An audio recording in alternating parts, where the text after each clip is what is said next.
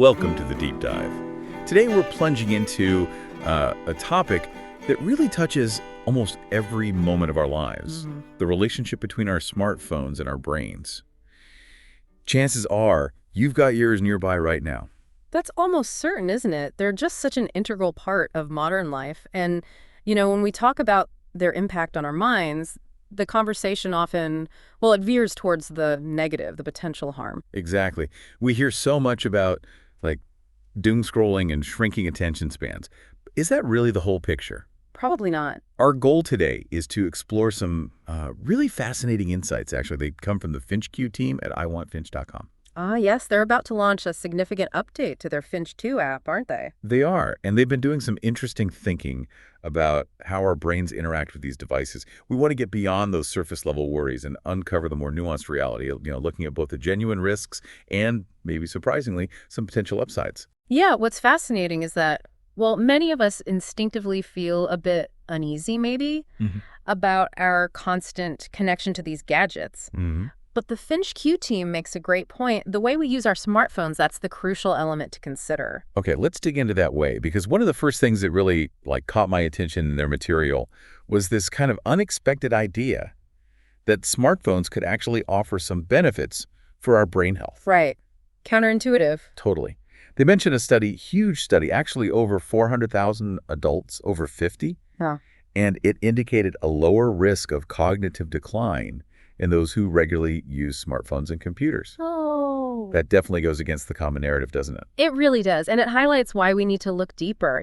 When we think about maintaining brain health, especially as we get older, well, keeping our minds active is just so key. And smartphones, when used in specific ways, can certainly contribute to that mental engagement. So, okay, how? In what ways can they act like a brain workout? The Finch Q team talks about cognitive stimulation. Can you tell us a bit more about how our phones might actually challenge our minds? Sure.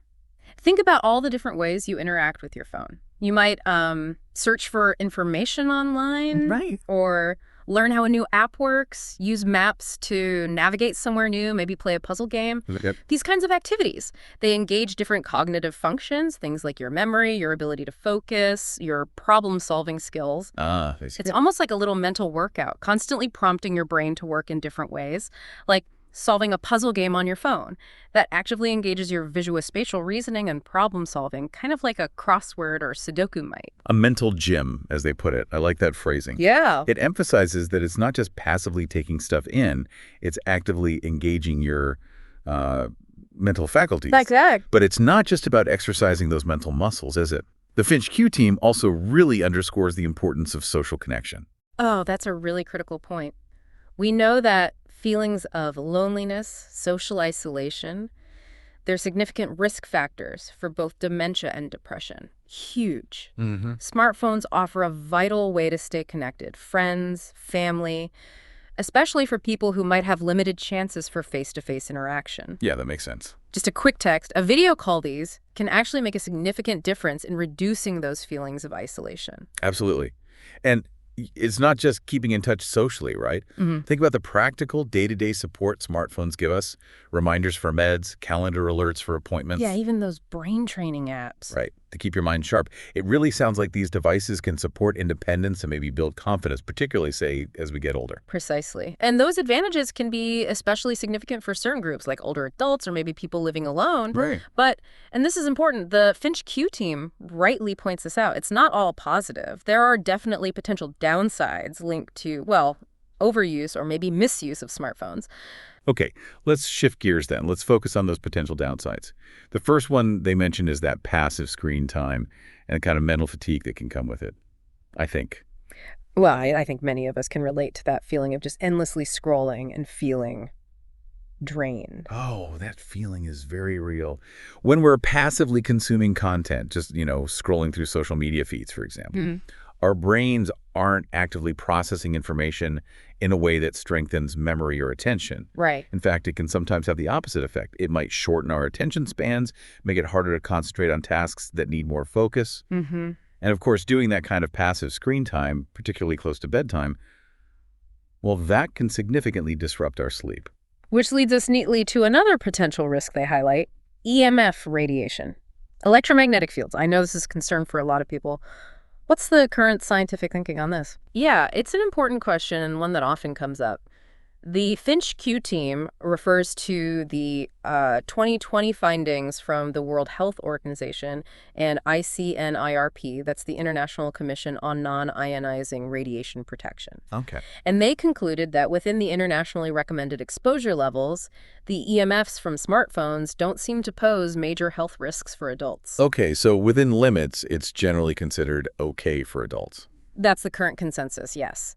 But it's worth noting that long-term research is still ongoing. And, it's always sensible to take simple precautions. Like what? Like using speakerphone or headphones sometimes, maybe keeping your phone away from your body when you sleep. Just reasonable steps. That makes sense. Stay informed, take reasonable precautions, but maybe don't get carried away by some of the more sensational headlines. Exactly. Now, let's delve deeper into sleep, because honestly, it's something most of us grapple with at times.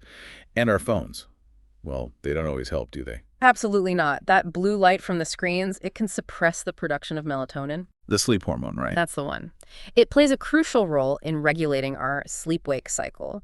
And specifically, it's certain wavelengths within that blue light spectrum that have the biggest impact.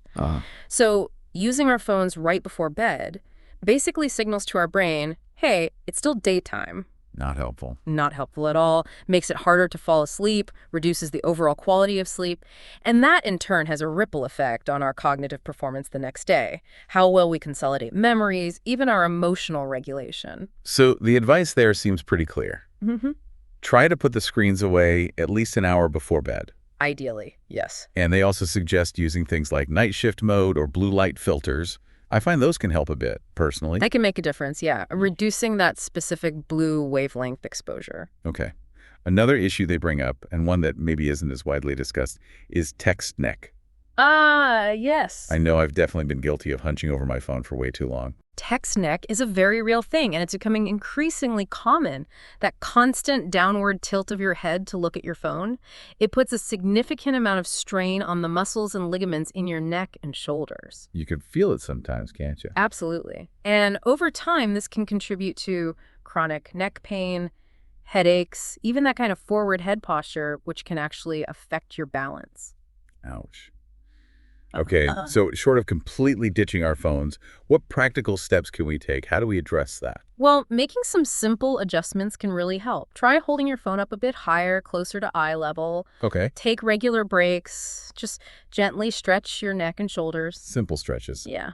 And maybe consider using voice control features more or propping your phone up on a stand sometimes. It's mostly about being more aware of your posture while you're using the device. Good practical advice. Yeah. They also touch on hearing and auditory overload, which wasn't something I'd really thought much about as a big smartphone issue. It's maybe more subtle. But think about frequent notifications, especially if they're loud alerts, and also prolonged use of headphones, particularly at high volumes. That can certainly fatigue your brain's auditory processing centers over time. Fatigue them. How so? Well, it can contribute to increased stress levels, that constant bombardment of sound, and potentially, even long-term hearing issues if the volume is consistently too high. It's just another reminder that moderation and conscious usage are really key. It's becoming clear that while there are definitely risks, especially with overuse, these devices can also offer significant value, particularly for certain groups, right? Yeah. The Finch Q team really emphasizes their potential benefits for older adults and people living alone. Yes, absolutely. In that context, the advantages we talked about earlier, the social connection piece, the cognitive stimulation from apps and games, that practical support for daily living like reminders and calendar alerts, and also the crucial aspect of emergency preparedness, having quick access to help all those things become even more vital. Like a lifeline. Exactly. For someone who might be experiencing isolation, a smartphone can be a genuine lifeline to the outside world and a crucial tool for maintaining their independence and safety. And this is where Finch Q comes back into the picture, right? It sounds like their app is specifically designed to kind of leverage those positive applications of smartphones for both brain and body health. Exactly. What's particularly interesting about what they're doing is how they're integrating features for proactive health monitoring. Proactive. How so? Well, Things like tracking vital signs, which could give early indicators of dehydration, fatigue, maybe even cardiovascular strain, Right. and analyzing gait and movement patterns that could potentially help monitor for changes that might suggest neurological issues or even an increased risk of falls. That's quite sophisticated. It is. Plus, things like intelligent reminders to nudge you towards healthy routines, and even a system to notify a designated personal team, family, or friends if any concerns pop up in the data. Like an alert system. Sort of, yeah. These kinds of features really start to transform the smartphone from something that could be just a distraction into, well, a genuine safety net and a tool for supporting overall well-being. It's almost like they're saying, look, we know these phones are a constant in our lives, so how can we intentionally design them, or apps for them, to actually work in service of our health, rather than Yeah. potentially undermining it? Precisely. And while FinchQ is one specific example, it really points to the broader potential, doesn't it? For technology to be harnessed in ways that actively support our health and independence, it really underscores the idea that these devices are fundamentally tools. Just tools. Yeah, and their impact, good or bad, hinges entirely on how we choose to use them. So as we start to wrap this up, it really sounds like the relationship between our smartphones and our brains is, well, it's a really multifaceted one. It's definitely not a simple case of good versus bad. That's the core message, I think. It's complex, there are genuine potential benefits, and there are real risks. The key factor seems to be mindful, balanced, and purposeful engagement. That's what determines whether our smartphones ultimately help or hinder our cognitive health and our overall well-being. So for you listening, maybe the takeaway is to think about your own smartphone habit. Are you currently using it mostly as a tool for, say, cognitive engagement, social connection, practical help? Or are there patterns of use that might be, well, less beneficial? As a good self-reflection exercise. Yeah. And perhaps exploring tools like FinchQ or other proactive health technologies similar to what the team mentioned could be a valuable step towards cultivating a